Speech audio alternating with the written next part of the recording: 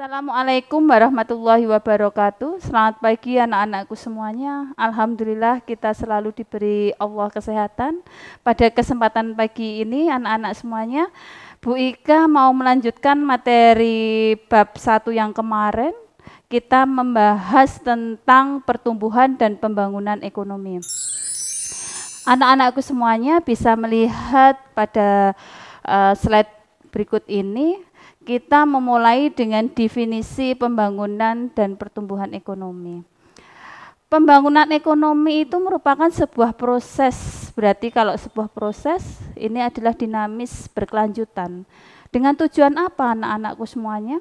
Untuk menaikkan PDB. Apa itu? Produk domestik bruto suatu negara ataupun suatu daerah yang melebihi tingkat pertumbuhan penduduk.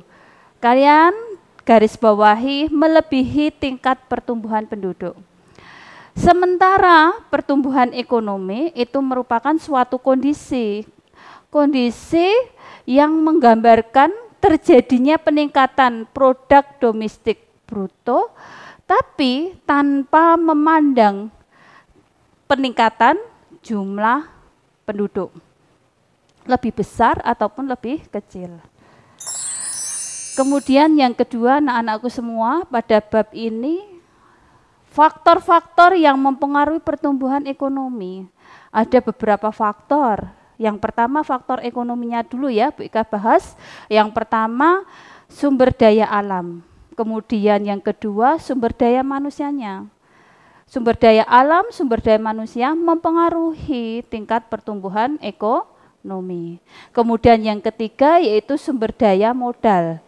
Yang terakhir yaitu keahlian dan teknologi. Itu adalah faktor ekonomi. Kalau faktor non-ekonominya apa saja anak-anak semuanya? Yang pertama yaitu lembaga-lembaga sosial. Itu juga mempengaruhi tingkat pertumbuhan ekonomi. Kemudian yang kedua yaitu keadaan politik dan keamanan. Ekonomi itu tidak akan pernah lepas dari segi politik dan keamanan. Contohnya aja investasi. Ketika orang mau menginvestasikan suatu dana kepada kita, otomatis kalau politik negara Indonesia sedang goyah, sedang ada masalah, kita yang mempunyai uang untuk investasi takut untuk investasi. Seperti itu. Kemudian yang ketiga yaitu faktor sosial dan budaya. Oke anak-anakku semuanya, tadi Bu Ika sudah menjelaskan tentang definisi, kemudian faktor-faktor yang mempengaruhi pembangunan dan pertumbuhan ekonomi. Sekarang anak-anakku semuanya, mari kita mencoba untuk membedakan antara pertumbuhan dan pembangunan ekonomi. Untuk pertumbuhan ekonomi anak-anakku semuanya, hanya ditandai dengan kenaikan GNP, tapi tidak disertai dengan perubahan struktur ekonomi. Yang semula agraris tradisional menjadi agraris industri, tidak. Kalau untuk pertumbuhan ya sudah, hanya kenaikan saja. Tetapi kalau untuk pembangunan tidak cuman melihat GNP-nya naik, tapi perubahan struktur ekonomi. Arahnya apa ini? Arahnya nanti tingkat kemakmuran, kemudian ipteknya meningkat, kemudian kesejahteraan masyarakatnya meningkat, itu untuk pembangunan. Tapi kalau untuk pertumbuhan ya sudah, hanya kenaikan GNP, tapi tidak memperhatikan tingkat pemerataan dan kesejahteraan rakyatnya. Selanjutnya anak-anakku semuanya, kita lihat slide di bawah ini. Menurut Rostow, ciri-ciri pertumbuhan ekonomi masyarakat itu dimulai dari apa? Yang pertama, masyarakat tradisional. Cirinya apa anak-anakku semuanya? Kalian bisa melihat di situ. Cirinya masyarakat tradisional produksi kerjanya rendah, produksi untuk dirinya sendiri. Biasanya ini adalah pertanian, kegiatan utamanya.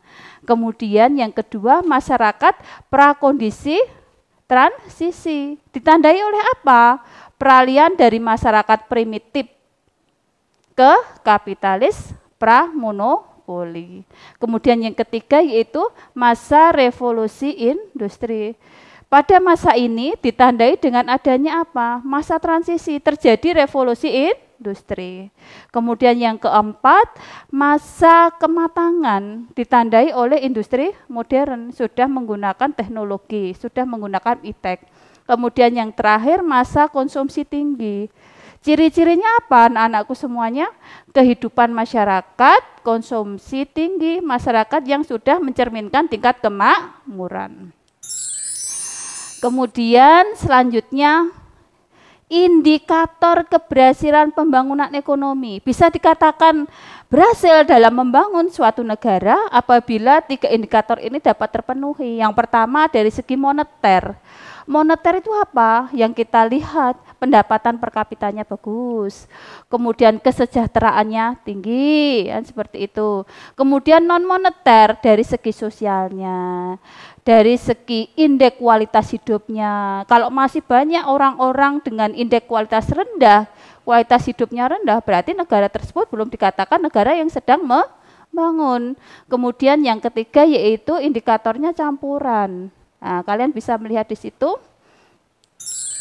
Kemudian kalau tadi berbicara tentang pengertian, faktor, kemudian tahapan dari pertumbuhan dan pembangunan ekonomi, sekarang kita masuk dampak pembangunannya. Ada dampak positif dan dampak negatif. Kalau dampak positifnya jelas, dengan kita membangun berarti apa? Negara berarti mempercepat proses pertumbuhan ekonominya.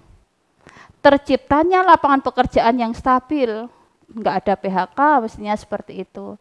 Kemudian berkembangnya iptek, ilmu dan teknologi. SDM, sumber daya manusianya berkualitas, perubahan struktur yang lebih maju. Tetapi anak-anak tidak cuma dampak positif, dampak negatifnya itu ada ketika iptek, kemudian struktur ekonominya itu sudah berubah. Maka ada banyak dampak dari pembangunan ekonomi tersebut. Apa itu? Diikutinya perubahan struktur dari agraris menjadi industri, maka dampak yang sangat dirasakan adalah berkurangnya lahan pertanian yang digantikan dengan industri. Jika pembangunan ekonomi tidak direncanakan dengan baik, maka akan terjadi kerusakan lingkungan hidup. Demikian anak-anakku semuanya pada bab 2 ini tentang pertumbuhan dan pembangunan ekonomi. Semoga bermanfaat buat anak-anakku semuanya. Selalu sehat dan selalu tetap semangat untuk mencari ilmu yang bermanfaat. Wassalamualaikum warahmatullahi wabarakatuh.